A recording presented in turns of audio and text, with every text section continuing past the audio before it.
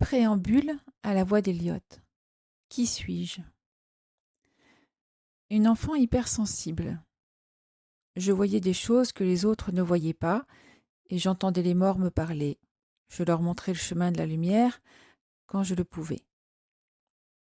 Je ressentais la souffrance des animaux, comme celle des humains, et je suis devenue, malgré moi, une jeune adulte, en marge des normes sociétales. Et j'ai dû bien souvent me réfugier auprès des animaux pour me consoler de toute la violence humaine qui m'entourait, que ce soit au sein de ma famille ou à l'école. Puis, je me suis progressivement glissée dans le moule, pour finir par intégrer l'éducation nationale.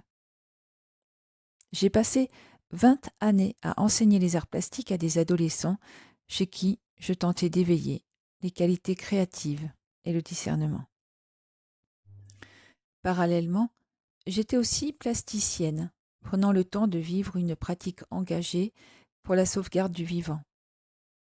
J'aimais l'eau, le vent, la terre, le silence, la nature. Je recevais des messages sur l'interdépendance, la vacuité, l'unité avec le grand tout. Je parlais à Dieu et il me répondait. Je voulais témoigner des beautés de la vie à travers mes peintures et mes photographies. J'ai voyagé notamment en Asie afin de rencontrer des maîtres et suivre leurs enseignements. Je voulais apprivoiser cette dualité qui me rendait malade.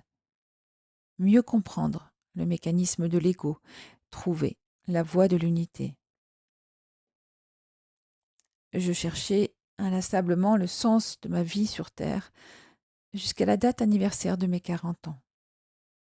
Ce jour-là, le souffle de la mort est venu me chuchoter à l'oreille « Cesse de rêver ta vie et vis ton rêve ».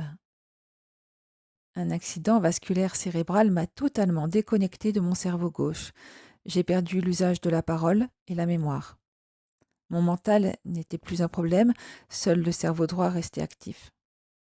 Je redécouvrais mes facultés intuitives, télépathiques et médiumniques. Ces mois de convalescence m'ont permis d'incarner l'immobilité, le silence et l'ouverture du cœur. Quel était mon rêve? Communiquer avec le vivant. Et je suis devenue communicante animalière, grâce à cet ultime rappel de mon âme. Depuis, je vis entourée de mes chevaux, chèvres, chiens, chats, poules et petits animaux sauvages.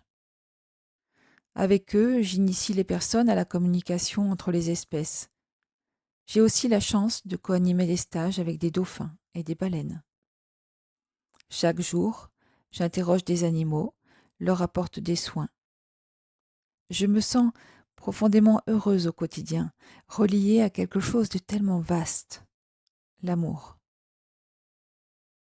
Depuis cet alignement retrouvé, la vie me propose une succession d'expériences qui m'invitent toujours plus à grandir.